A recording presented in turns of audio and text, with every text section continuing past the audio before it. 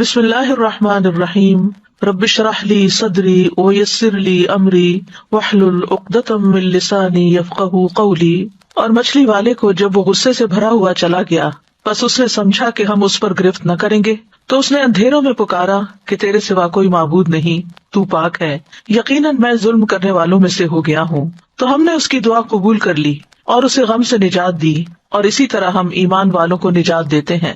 ایک مسافر جسے مشرق کی طرف سفر کرنا ہو، وہ ایک ٹرین میں سوار ہوتا ہے، مگر ٹرین چلنے کے بعد اس کو پتا چلتا ہے کہ جس گاڑی میں وہ سوار ہے وہ تو مغرب کی طرف جا رہی ہے، تو سوچئے کہ اس کا حال کیا ہوگا۔ وہ اپنی اس غلطی پر یعنی غلط گاڑی پر بیٹھنے پر تڑپ اٹھے گا، بے چین ہو جائے گا، اور جو ہی اگلے اسٹیشن پر گاڑی رکے گی وہ فوراً اتر جائے گا۔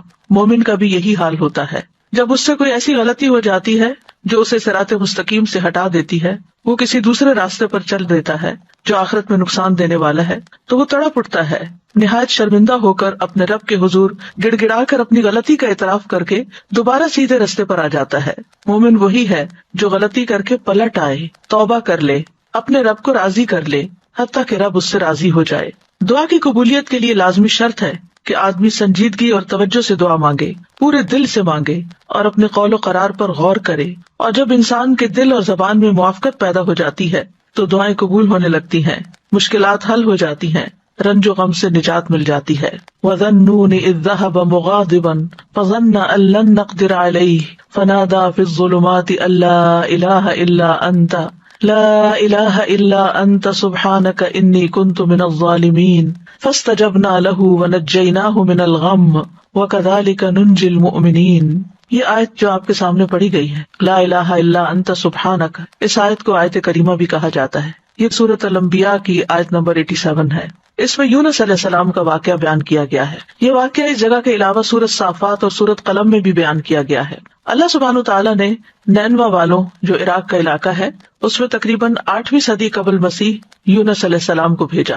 آپ نے انہیں اللہ کے دین کی دعوت دی، مگر انہوں نے اسے قبول کرنے سے انکار کرتے ہوئے اپنے کفر پر اصرار کیا۔ یونس علیہ السلام اپنے لوگوں سے ناراض ہو کر چلے گئے اور وعدہ کر گئے کہ 3 دن بعد اللہ کا عذاب آ جائے گا۔ جب ان لوگوں کو یہ بات ثابت ہو گئی اور وہ سمجھ گئے کہ نبی جھوٹ نہیں بولا کرتے، تو وہ اپنے بچوں، چوپایوں، مویشیوں کو لے کر صحرا کی طرف نکل گئے۔ انہوں نے ماں اور ان کے بچوں کو الگ الگ کر دیا، اور پھر اللہ عز و جل کے حضور آہوزاری کی۔ اونٹ اور ان کے بچے بلبلانے لگے، گائیں اور ان کے بچے ڈکرانے لگے، اور بھیڑ بکریاں اور ان کے بچے ممیانے لگے، تو اللہ نے ان سے عذاب کو دور کر دیا۔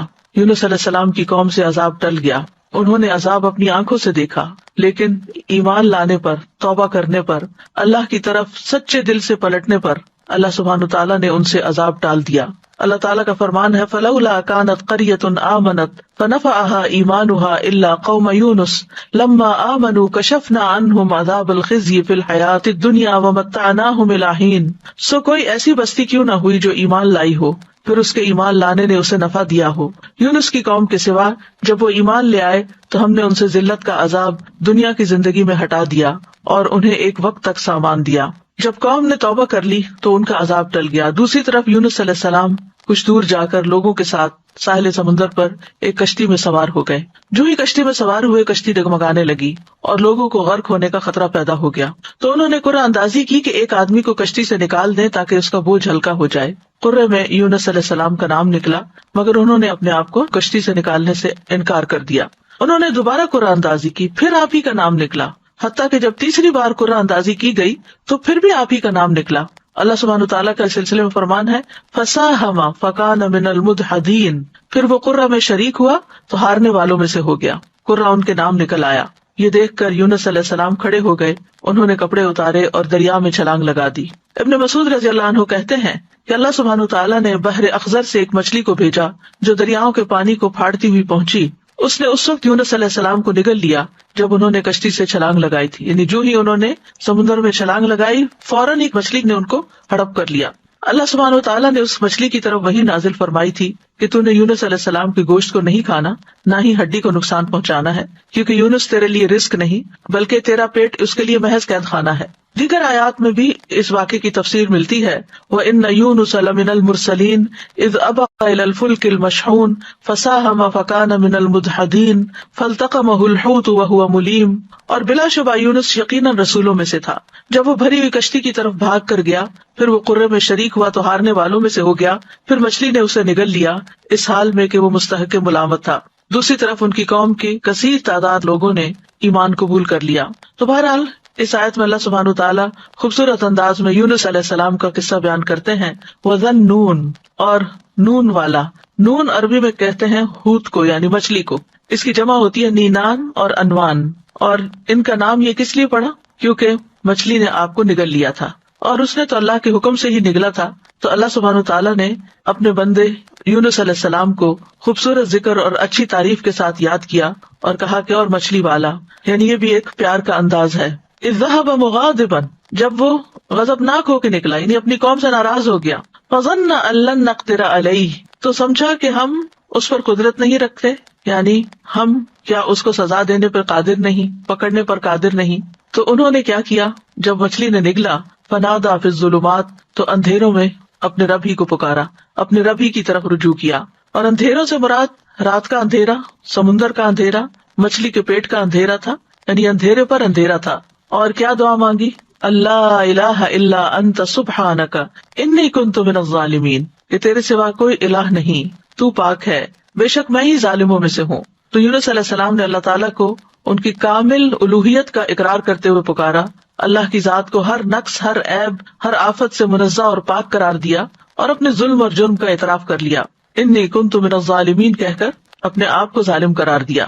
ظلم جو ہے ایک انسان اور اللہ تعالیٰ کے درمیان ہوتا ہے، دوسرا انسان کا اپنے اور لوگوں کے درمیان ہوتا ہے، تیسرا انسان کا اپنے اور اپنے نفس کے درمیان ظلم کرنا ہوتا ہے۔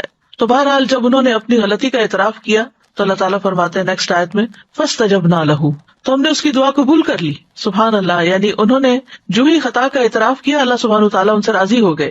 وَنَجَّيْنَاهُ مِنَ الْغَمِّ، اور ہم نے اس کو غم سے نجات دی۔ وَكَذَلِكَ نُنْجِي الْمُؤْمِنِينَ، اور ہم مومنوں کو اسی طرح نجات دیتے ہیں۔ تو یہاں دراصل مومنوں کو ایمان لانے، اس پر ثابت قدم رہنے اور اس دعا کو زیادہ سے زیادہ پڑھنے کی ترغیب دی جا رہی ہے، کیونکہ وہ جان چکے ہیں کہ یونس علیہ السلام کو اس کلمے کی وجہ سے نجات ملی تھی، اور یہ ہر اس مومن کے لیے خوشخبری ہے، وعدہ ہے، جو کسی بھی تکلیف اور غم میں مبتلا ہو جائے تو وہ ان الفاظ کے ساتھ اپنے رب کو پکارے تو رب ضرور اس کو اس تکلیف سے نجات دے گا، کیونکہ یہ رب کا وعدہ ہے۔ کذالک ننجی المؤمنین، ہم اسی طرح بچائیں گے، نجات دیں گے مومنوں کو، یعنی جو بھی یہ طریقہ اختیار کرے گا اللہ تعالیٰ اس کی تکلیف کو دور کر دے گا، اس کی تکلیف کم کر دے گا، جیسا کہ اللہ تعالیٰ نے یونس علیہ السلام کے ساتھ کیا۔ تو اس آیت میں اس بات کی دلیل ہے کہ تحلیل یعنی لا الہ الا اللہ کا پڑھنا اور تسبیح سبحانہ کا پڑھنا ہر غم کو دور کر دیتے ہیں، تکلیفوں اور پریشانیوں سے نجات دیتے ہیں۔ تو جو شخص اللہ کی کتاب پر ایمان لائے اس کے لیے یہی مناسب ہے کہ وہ اس دعا کو سختیوں میں اپنی پناہ گاہ بنائے اور خوشحالی میں اس کو اپنی سواری بنائے، اس وعدے پر بھروسہ کرتے ہوئے جو اللہ نے مومنوں کے ساتھ کیا ہے کہ وہ اس دعا کے پڑھنے والے کو قبولیت میں یونس علیہ السلام کے ساتھ ملا دیں گے، یعنی جیسے ان کو نجات ملی انہیں بھی مل جائے گی۔